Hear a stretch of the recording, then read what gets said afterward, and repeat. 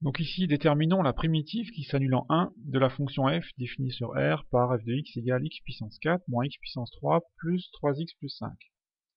Donc la formule utilisée, c'est la suivante. Donc si on a une fonction qui a pour expression x puissance n, avec n un nombre entier strictement positif, d'accord, on peut prendre comme primitive bien 1 sur n plus 1, x puissance n plus 1. Donc c'est ça qu'on va utiliser.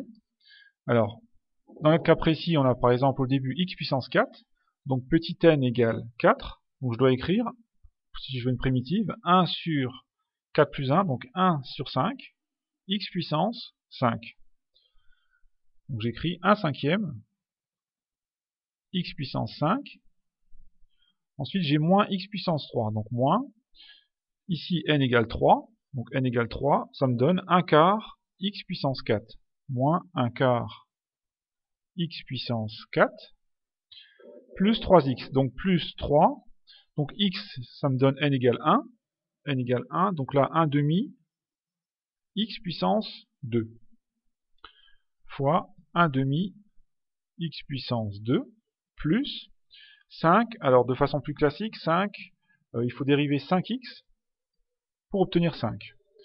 Donc voilà, là j'ai écrit une primitive de la fonction petit f. Je peux la simplifier un petit peu, ça me donne 1 cinquième de x puissance 5, moins 1 quart de x puissance 4, ici ça me donne donc plus 3 demi de x au carré, plus 5x. Voilà, ça c'est une primitive. Maintenant, si je veux l'ensemble des primitives de la fonction petit f, il me suffit de rajouter un réel k. L'ensemble des primitives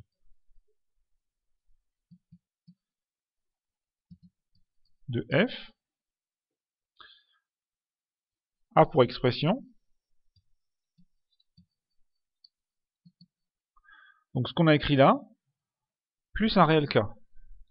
Donc 1 cinquième de x puissance 5, moins 1 quart de x puissance 4, plus 3 demi de x au carré, plus 5x, plus un réel k. Je mets ici k appartient à un grand R. Donc ça c'est l'ensemble de toutes les primitives de la fonction petit f.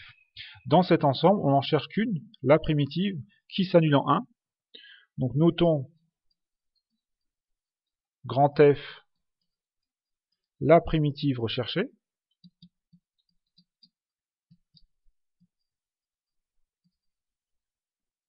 Et on a donc grand F de 1 égale 0, puisqu'elle s'annule en 1. Grand F de 1 égale 0.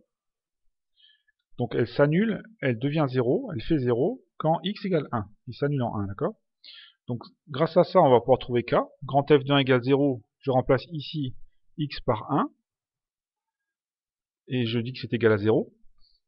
Donc ça me donne 1 cinquième fois 1 puissance 5, donc 1 cinquième, moins 1 quart fois 1 puissance 4, donc 1 cinquième moins 1 quart, d'accord, plus 3 demi fois 1, donc plus 3 demi, plus 5, plus k, égale ici 0. Avec ça, je peux trouver k, donc c'est équivalent à... Alors il faut que je mette au même dénominateur, qui on va prendre 20. 20, donc ici ça me donne 4 vingtièmes, moins ici 5 vingtièmes,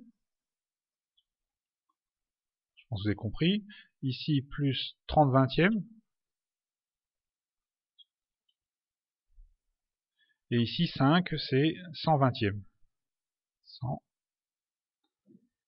vingtièmes, plus k égale 0.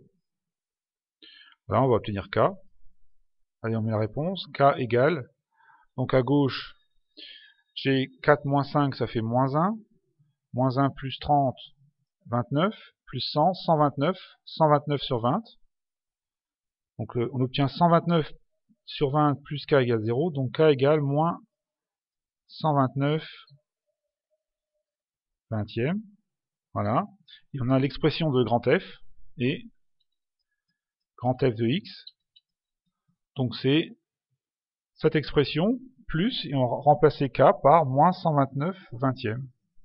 Donc 1 cinquième de x puissance 5 moins un quart de x puissance 4 plus 3 demi de x au carré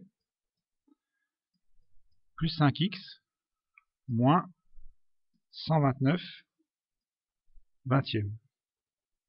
Voici l'expression de la primitive de petit f qui s'annule en 1.